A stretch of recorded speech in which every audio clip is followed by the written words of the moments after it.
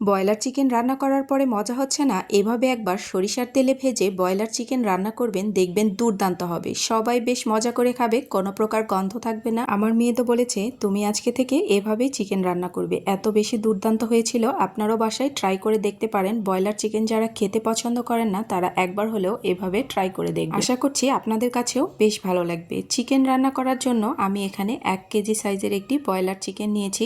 চিকেনের পিসগুলো একটু বড় সাইজ করেছি আর এগুলো একদম পরিষ্কার করে পানি ঝরিয়ে নিয়েছি। এখন এগুলোকে মশলা মাখিয়ে নেব।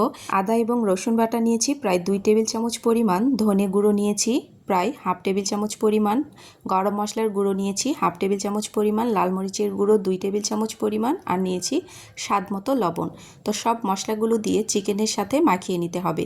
আর চিকেনটাকে আমি 10 থেকে 15 মিনিটের মতো মেরিনেট করে রেখে দেব।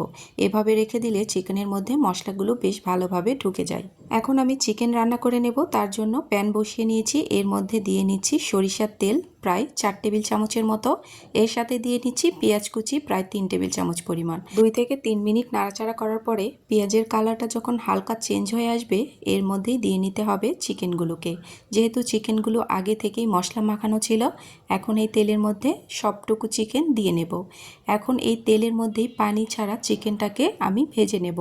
আর পুরো চিকেনটা আমি পানি ছাড়াই রান্না করে নেব। ব্রয়লার চিকেন পানি দিয়ে রান্না করলে একরকম টেস্ট হয়, আর পানি ছাড়া রান্না করলে আরেক রকম টেস্ট হয়। আপনারা অবশ্যই পানি ছাড়া একবার ব্রয়লার চিকেন রান্না করে দেখবেন। তো এখন আমি চিকেনটাকে ভালো মতো করে তেলের সাথে বেশ খানিকক্ষণ ভাজা ভাজা করে নিয়েছি। এরপর ঢাকনা দিয়ে প্রায় 5 মিনিটের মতো এটাকে একদমই লো আঁচে রান্না করে নেব। তো 5 মিনিট বাদে দেখুন কতটা পানি বেরিয়ে গেছে। এখন একবার নাড়াচাড়া করে নিচ্ছি যাতে নিচে লেগে না যায়। তো নাড়াচাড়া করার পরে আবারও একবার চিকেনটাকে ঢেকে দেব 5 মিনিটের মতো। চিকেনটা পুরোপুরি সেদ্ধ হয়ে যাওয়ার পরে আমি ঢাকনা উঠিয়ে নিয়েছি। তো দেখুন পানি কিছুটা রয়ে গেছে। এখন চিকেনটাকে আরও কিছুক্ষণ রান্না করে নিতে হবে, যতক্ষণ না পানিটা শুকে যায়। চিকেন যখনই ভাজা ভাজা পর্যায়ে চলে আসবে, এই পর্যায়ে দিয়ে নেব কিছুটা পেঁয়াজ। আর আমি পেঁয়াজগুলোকে একটু বড় বড় করে কেটে নিয়েছি। তো দেখুন আমি কিভাবে কেটেছি। চাইনিজ সবজিতে যেভাবে পেঁয়াজগুলো ব্যবহার করা হয় সেইভাবে কেটে পেঁয়াজগুলোকে আমি চিকেনের মধ্যে দিয়ে নিচ্ছি। আরও 2 মিনিট নাড়াচাড়া করে নেব, পেঁয়াজটার কাঁচা গন্ধটা চলে যায়।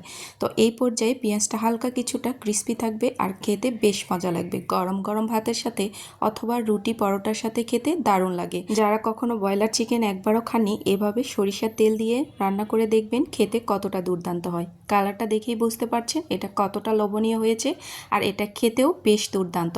আপনাদের যদি রেসিপিটি ভালো লেগে থাকে অবশ্যই আপনাদের টাইমলাইনে রেখে দিতে পারেন।